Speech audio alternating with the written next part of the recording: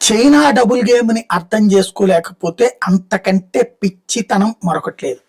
China ఆడుతున్నటువంటి అతిపెద్ద ఆట ఏంటయ్యా అంటే, తను తైవాన్తో రేపో మాపో యుద్ధం చేయాలి, తైవాన్ని ఆక్రమించుకోవాలి.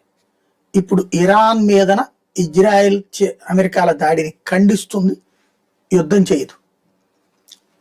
యుద్ధం ద్వారా ఇరాన్కి తోడు నిలబడే సీను దానికి లేదు. యుద్ధం గనక జరిగితే మూడో ప్రపంచ యుద్ధమే అవుతుంది. చాలా మంది భావిస్తున్నట్టు చైనా ఇరాన్తో కలిసి యుద్ధం లాంటి పెద్ద పెద్ద స్టేట్మెంట్లు ఇస్తున్నారు. ఏం జరగదు. చైనా ఆడే డబుల్ గేమ్ ఏంటంటే, ఇరాన్ పట్ల సంఘీభావం వ్యక్తం చేస్తూ, సానుభూతి వ్యక్తం చేస్తూ తక్కువ రేటుకి ఆయిల్ కొనుక్కుంటుంది. ఇప్పుడు ఆయిల్ ఇరాన్ దగ్గర ఆయిల్ ఆగిపోయింది, హార్ముజ్ జలసంధి దగ్గర ఇరాన్ ఆపడం వల్ల ఆగిపోయింది.